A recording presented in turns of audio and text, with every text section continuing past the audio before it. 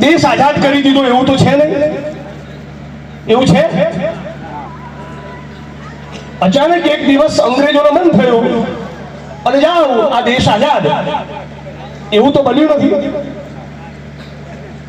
આ ભારત ભૂમિને અંગ્રેજોની ચુંગાલમાંથી મુક્ત કરાવવા માટે આ દેશના પહેલા શિક્ષણ મંત્રી મૌલાના આઝાદ 9.5 વર્ષ જેલમાં રહ્યા.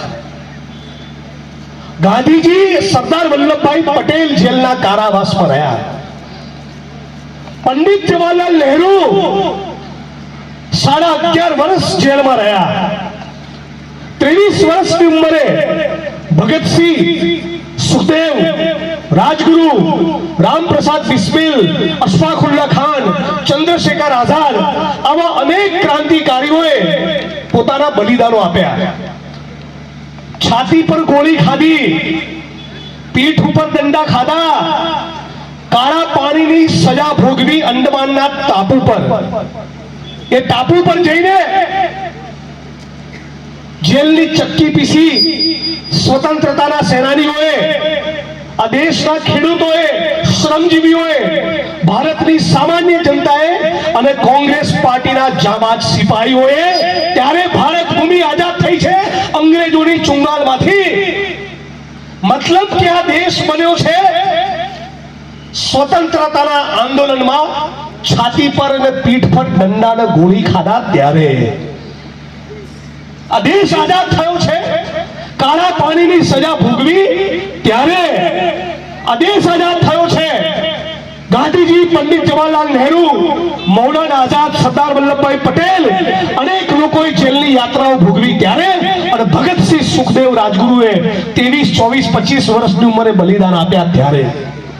આ બલિદાનોના પગલે તૈયાર થયેલી આ ભારત ભૂમિને વંદન કરું છું, પ્રણામ કરું છું. આ બલિદાનોના પગલે દેશ આઝાદ થયો. ડોક્ટર ભીમરાવ બાબા સાહેબ આંબેડકરની કલમે લખાયેલું આધુનિક દુનિયાનું શ્રેષ્ઠ બંધારણ ભારતનું સંવિધાન આપણને મળ્યું. અને સંવિધાનમાં મળ્યો વોટ કરવાનો અધિકાર. આ મંચ ઉપર ઉપસ્થિત તુલસીભાઈનો પણ એક વોટ અને મુકેશ અંબાણીનો પણ એક વોટ. ગૌતમ અદાણીના ગજવામાં ગમે તેટલા રૂપિયા હોય, ગમે તેટલા પૂંજીપતિઓ દેશને લૂંટતા હોય, પણ ઢીમાના કોઈક ઠાકોરનો વોટ પણ એક અને ગૌતમ અદાણીનો પણ વોટ એક. આ તાકાત કોઈ આપી હોય તો ડોક્ટર બાબા સાહેબ આંબેડકરના બંધારણ આપી. અને ડોક્ટર બાબા સાહેબ આંબેડકરનું બંધારણ ત્યારે શક્ય બન્યું જ્યારે દેશને ગુલામીમાંથી મુક્ત કરવા અનેક કોંગ્રેસના જાબાજ સિપાહીઓએ જંગે આઝાદીમાં 1857ના વિપ્લવથી લઈને 1947 સુધી છાતી પર ગોળીઓ ખાધી ત્યારે દેશ આઝાદ થયો ને આપણને બંધારણ મળ્યું. વોટની કિંમત ખરી કે નહીં?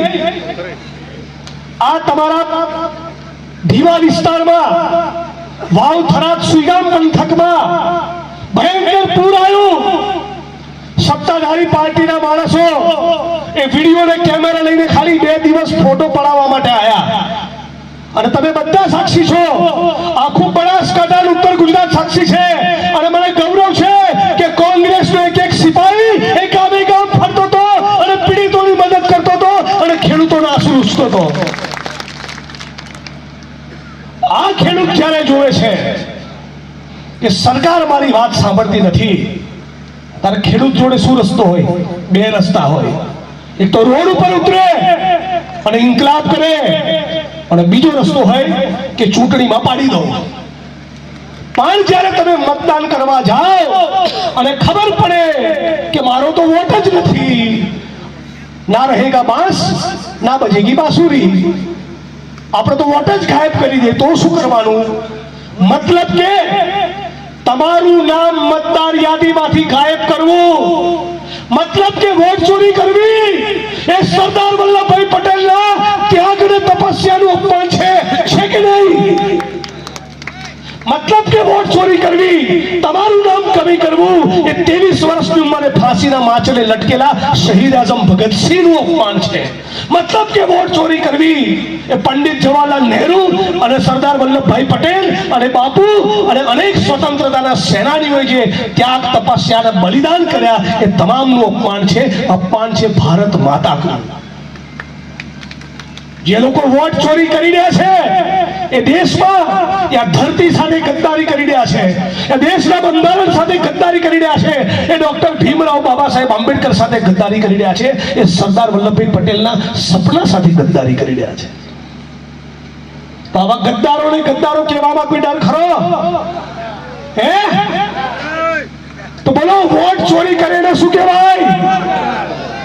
મોટેથી બોલો, તાકાતથી. વોટ ચોરી કરે એને શું કહેવાય? એને કહેવાય ભારત ભૂમિના ગદ્દારો. શું કહેવાય? વોટ ચોરી કરે એને શું કહેવાય? ભારત ભૂમિના ગદ્દારો. બધા બોલો, બે હાથ ઊંચા કરીને. વોટ ચોરી કરે એને શું કહેવાય? વોટ ચોરી કરે એને શું કહેવાય? વોટ ચોરી કરે એને શું કહેવાય? આ ભારત ભૂમિના ગદ્દારો એ દેશની આઝાદી સાથે પણ ગદ્દારી કરતા હતા. આ ભારતીય જનતા પાર્ટીનો જન્મ જે જનસંઘમાંથી થયો અને આરએસએસ રાષ્ટ્રીય સ્વયંસેવક સંઘમાંથી થયો, એ આરએસએસ ના લોકો એ દેશની આઝાદીની ચળવળમાં હતા નહીં. આ સંઘ પરિવાર વાળા આજે ચડ્ડીઓ પહેરીને તલવારોને ત્રિશૂળ વેચી હિન્દુ મુસલમાનને ભાઈ ભાઈને લડાવવાની કોશિશ કરે છે. 100 વર્ષથી એ દેશની આઝાદીની ચળવળમાં હતા નહીં. 52 વર્ષ સુધી તિરંગો લહેરાવ્યો નથી. જનગણ મન કોઈ દિવસ ગાયું નથી. ના આરએસએસ વાળા ગાંધી અને સરદાર પટેલ અને નહેરુ જોડે હતા, ના ભગતસિંહ, સુખદેવ ને રાજગુરુ જોડે હતા, ના જ્યોતિબા ફૂલે અને બાબા સાહેબ આંબેડકર જોડે હતા, ના એ લોકો સુભાષચંદ્ર બોઝ જોડે હતા. તો ક્યાં હતા? તો અંગ્રેજોની ચાપલુસી કરવામાં અને મુસ્લિમ લીગ સાથે મળીને ગઠબંધનમાં સરકાર ચલાવતા હતા. આ પણ ભારત ભૂમિના ગદ્દારો છે. ડરશો નહીં. આ જે લોકો જેમનો અને જેમના બાપનો ગદ્દારીનો ઇતિહાસ હોય, બે આવા ગદ્દારોથી ડરવાની જરૂર ખરી? હે? છાતી ખોલીને જીવો. કહી દો, અમારો દેશ છે, અમે ખેડૂતો, પશુપાલકો, શ્રમજીવીઓ કાળી મજૂરી કરીને અમારા પરસેવાથી આ ભારત ભૂમિને સિંચીએ છીએ. તો કોઈના બાપથી ડરવાની જરૂર નથી. અને એટલે રાહુલ ગાંધી કહે છે કે ડરો મત. આ ઢીમાની ધરતી પરથી સંકલ્પ કરો.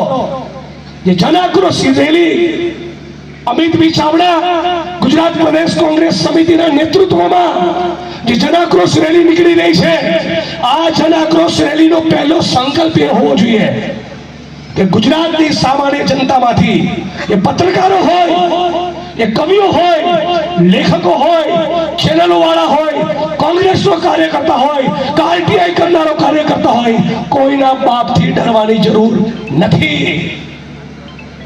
ડરે એ જે ખોટું કરે.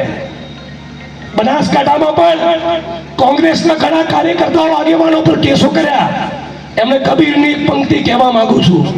માટી કહે કુંભાર से तू क्या रोंदे मुहे, एक दिन ऐसा आएगा मैं रोंदूंगी तो है.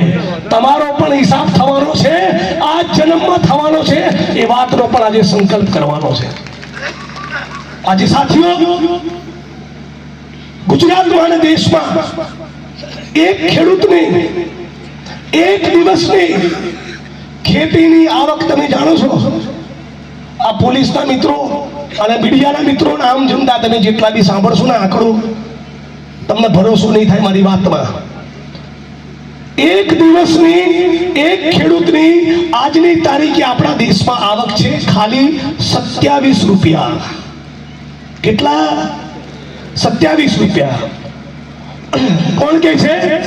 ભારત સરકારનો આર્થિક સર્વે. અને મુકેશ અંબાણી 27 માળની બિલ્ડિંગમાં રહે છે. એક ભારત એ બિલ્ડરોનું, ઉદ્યોગપતિઓનું, પૂંજીપતિઓનું, અને બીજું ભારત ખેડૂતોનું, શ્રમજીવીઓનું, પશુપાલકોનું, દલિતોનું, આદિવાસીઓનું, મુસ્લિમોનું, લઘુમતીઓનું, વંચિતોનું, પીડિતોનું, શોષિતોનું. આ ભારતની જોડે કોંગ્રેસ પાર્ટી અને રાહુલ ગાંધી ઉભા છે. અને નરેન્દ્ર મોદી એ ઉદ્યોગપતિ અને પૂંજીપતિઓની દલાલી કરે છે. દલાલી. અત્યારે નવેસરથી ઈસ્ટ ઇન્ડિયા કંપની આવે આ ભારત ભૂમિને લૂંટવા અને કે એક મોટા દલાલની જરૂર છે. આવો અરજી લઈને તો પહેલી અરજી લઈને નરેન્દ્ર દામોદર દાસ મોદી જાય. પહેલી અરજી લઈને શું હાલત કરી છે ખેડૂતોની? શું કહેતા હતા? ખેડૂતોની આવક ડબલ કરીશું. હાથ ઊંચો કરો. કેટલા ખેડૂતોની આવક ડબલ થઈ? થઈ કોઈની? થઈ તમારી કોઈની આવક? પાલભી હમણાં કહેશે આવક તો ડબલ ના થઈ, જાવક 3 ગણી થઈ ગઈ. ખેડૂતોની આવક ડબલ કરવાનું વચન આપ્યું હતું. દિલ્હીના કિસાન આંદોલનમાં રાજસ્થાનના ખેડૂત, ઉત્તર પ્રદેશના ખેડૂત, હરિયાણાના ખેડૂત અને પંજાબના ખેડૂતો 1.5 વર્ષ લડ્યા. એ ખેડૂત આંદોલનમાં કેટલા લોકોનો ભોગ લેવાયો? 690 ખેડૂતોએ બલિદાન આપ્યા. અને છતાં જે માણસના પેટનું પાણી હલતું ના હોય એના મોઢે સરદાર વલ્લભભાઈ પટેલનું નામ શોભતું નથી. એ કહેવા માટે ઢીમાની ધરતી પર આવ્યો છે. 700 ખેડૂતોનો ભોગ લીધો, 700 ખેડૂતોના બલિદાન, અને એક શબ્દ નરેન્દ્ર મોદી બોલ્યા નથી. સ્ત્રીઓને જ્યારે મણિપુરમાં નગ્ન કરીને ફેરવી ત્યારે પણ આ દેશનો પ્રધાનમંત્રી એક શબ્દ બોલ્યો નથી. તમારા ને મારા કરતા પણ તાકાતથી ભારત માતા કી જય બોલે RSS તો ભાજપ વાળા આપણાથી જોરદાર બોલવા જાય, પણ સ્ત્રીઓને જ્યારે નગ્ન કરીને મણિપુરમાં ફેરવી કે તમારા બનાસકાંઠા જિલ્લામાં કે ગુજરાતમાં અને દેશમાં જ્યારે બેન દીકરીઓ પર બળાત્કાર થાય ત્યારે આ લોકો એક શબ્દ બોલતા નથી. ઉત્તર પ્રદેશના લખીમપુર ખીરીમાં ખેડૂતોની છાતી પર બુલડોઝર આખી બોલેરો ગાડી ચડાવી દીધી. તમે કલ્પના કરો બીજી કોઈ સરકારના શાસનમાં આવું થયું હોય તો આજ સંઘ પરિવાર વાળા લાખ માણસની રેલી કરે, પણ ભારતીય જનતા પાર્ટીનો મંત્રીનો છોકરો એણે ખેડૂતની છાતી પર આખી ગાડી ફેરવીને એને ચકડી નાખ્યો, રેસી નાખ્યો. અને દેશની જનતાના પેટનું પાણી હલતું નથી. સવાલ પૂછવા માંગુ છું કે કેમ ભારતના મીડિયા વાળા, મોટા છાપાના ચેનલ વાળા, તો બધા સારા માણસો છે, મોટા છાપાના ચેનલ વાળા કેમ એ બતાવતા નથી? બતાવવું જોઈએ ને. સવાલ પૂછવો જોઈએ નરેન્દ્ર મોદીને કે ગુજરાતમાં કમોસમી વરસાદ, લીલો દુકાળ, ખેડૂતો સાફ થઈ ગયા. સાફ 5 ખેડૂતોએ આપણા ગુજરાતમાં આપઘાત કરવો પડ્યો અને હજી સુધી ખેડૂતોના દેવા માફ કરવાની કોઈ વાત નથી. તો તમે પણ આ સરકારને માફ નહીં કરવાનો સંકલ્પ લઈને આ જનાક્રોશ સભામાંથી છૂટા પડજો. આનો નિર્ણય, આનો સંકલ્પ એ તમારે કરવાનો છે. ઉદ્યોગપતિઓના, અદાણી અંબાણીના દેવા માફ થાય, કોર્પોરેટ કંપનીઓના દેવા માફ થાય, તો ખેડૂતોના કેમ નહીં થાય કે ના થાય? અને જો ખેડૂતોના દેવા માફ ના કરે તો નારો તૈયાર જ છે, ખેડૂતોના દેવા માફ કરો નહીતર ભાજપ સાફ કરો. આ સંકલ્પ ખેડૂત, ભાગિયા, ખેત મજૂર, પશુપાલક, ભીમાની ધરતી પરથી આ સંકલ્પ લઈ લો. આ સંકલ્પ સાથે બેચરાજીની સભા સુધી નહીં, આખા ગુજરાતમાં 18,000 ગામમાં એક કોંગ્રેસનો સિપાહી એ ખેડૂતોના દેવા માફીની લડત લડવાનો છે. એ વાતનો કોંગ્રેસ પાર્ટીએ સંકલ્પ કરેલો છે. આજે બનાસકાંઠામાં આટલા વર્ષો દરમિયાન હું 8 વર્ષથી ધારાસભ્ય છું.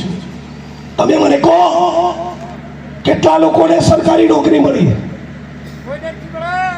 કેટલા લોકોને સરકારી નોકરી મળી? સરકારી નોકરીઓ બંધ, સરકારી સ્કૂલો બંધ. કેટલી સરકારી સ્કૂલ બંધ કરી 10 વર્ષમાં જાણો છો? 90,000 સરકારી સ્કૂલ બંધ કરી. બોલો બધા કેટલી? છેલ્લી લાઈન સુધી અવાજ આવવો જોઈએ. આ સરકારે કેટલી સરકારી સ્કૂલો બંધ કરી? 90,000. એક સ્કૂલના 200 વિદ્યાર્થી ગણો, 1.5 થી 2 કરોડ વિદ્યાર્થીઓ ભણતા બંધ થઈ ગયા આ દેશમાં. જાણો છો કેમ? ક્રિકેટનો કોન્ટ્રાક્ટ આપવાનો અમિત શાહના છોકરાને અને તમારા દીકરાઓનું ભણતર બંધ કરીને તમને મોકલવાના કડિયા નાખે. આ પ્રોગ્રામ ચાલી રહ્યો છે. 400 રૂપિયાનો ગેસનો સિલિન્ડર આજે 1100-1200 રૂપિયા થયા. પેટ્રોલ મોંઘું, ડીઝલ મોંઘું, તેલનો ડબ્બો મોંઘો, ગેસનો બાટલો મોંઘો, દવાખાનાના બિલ મોંઘા, શિક્ષણ મોંઘું, ભાડા મોંઘા. અને છતાં આ દેશમાં ભારતીય જનતા પાર્ટીને ઉઘાડી પાડવા માટે કોઈ મોટી ચેનલ વાળા ડિબેટ કરતા નથી. ટીવીમાં શું બતાવે છે કે કોંગ્રેસનું કંઈ નહીં થાય, કોંગ્રેસને બદનામ કરવાનું કામ કરે છે. આ છે કે નહીં? આટલા કોંગ્રેસ વાળા છે કે નહીં? અમને કોંગ્રેસ પાર્ટીએ 1100 કિલોમીટરની ખેડૂતોના દેવા માફ કરવા આ પાલભાઈના નેતૃત્વમાં સૌરાષ્ટ્રમાં યાત્રા કરી. અને છતાં સૌરાષ્ટ્રમાં ટીવીમાં શું આવશે? કોંગ્રેસ વાળા ક્યાં છે? આવું કરે છે કે નહીં કરતા? તો ટીવી વાળાને પણ ઓળખવાની જરૂર છે. એટલે આજે મારી વાણીને વિરામ આપતા પહેલા તમને એક વાત કહીને જઉં છું. જો તમારા બનાસકાંઠા જિલ્લામાં, જો આપણા બનાસકાંઠા જિલ્લામાં અને ગુજરાતમાં ખેડૂતોના દેવા માફ ના કરે તો આપણે બધાએ 100 વોટ તોડવાનો આજે સંકલ્પ લઈને છૂટા પડવાનો છે. અને દલિત સમાજમાં છેલ્લે એક વાત કહેતો જવું છે ને. દલિત સમાજના ભાઈઓ આવ્યો છે ને, જરા હાથ ઊંચો કરો. તમે 3 જ વાત યાદ રાખજો. આ તમારા દીકરાની, આ તમારા ભાઈની. અડધી રાતે આવીને ફરવું છું ને, અડધી રાત્રે આવીને ફરવું છું ને. બોટાદ હોય, ભાવનગર, અમરેલી, જુનાગઢ, સૌરાષ્ટ્ર, કોઈ ખોણો બાકી રાખ્યો લડવા માટે? 3 વાક્યો યાદ રાખજો. RSS, ભાજપ અને નરેન્દ્ર મોદી એ સૌથી વધારે કોઈ નેતાને નફરત કરતા હોય એ ડોક્ટર ભીમરાવ બાબા સાહેબ આંબેડકર છે. RSS, ભાજપ અને નરેન્દ્ર મોદી સૌથી વધારે કોઈ પુસ્તકને નફરત કરતા હોય તો દેશનું બંધારણ છે. અને RSS, ભાજપ અને નરેન્દ્ર મોદી સૌથી વધારે કોઈ નીતિને, કોઈ યોજનાને નફરત કરતા હોય તો OBC, આદિવાસી અને દલિતોને મળનારી અનામત છે. આ અનામત વિરોધી છે, આ સંવિધાન વિરોધી છે, આ આંબેડકર વિરોધી છે. આમનો તંબુ ઉખાડીને ફેંકવો એ જ તમારા જીવનનો સંકલ્પ હોવો જોઈએ. આમની સામે છેલ્લા શ્વાસ સુધી લડવું એ જ ગુજરાતના OBC, આદિવાસી અને દલિત સમાજનો, ખેડૂતો, પશુપાલકો, શ્રમજીવીઓ, મહિલાઓ અને બેરોજગાર યુવાનોનો સંકલ્પ હોવો જોઈએ. હું આશા રાખું છું આ જન આક્રોશ રેલી અહીંથી નીકળે પછી તમે તમારા ગામમાં, તમારા મોહલ્લામાં લોકોને જગાડવાનું કામ કરશો, લોકોને યાદ અપાવશો કે આ દેશ બલિદાનથી તૈયાર થયેલો છે. આ દેશમાં ડૉક્ટર બાબા સાહેબ આંબેડકરનું બંધારણ આજે પણ છે. આ દેશ તમારો ને મારો છે. ફક્ત RSS, ભાજપવાળા અને પૂંજીપતિ ઉદ્યોગપતિઓનો નથી.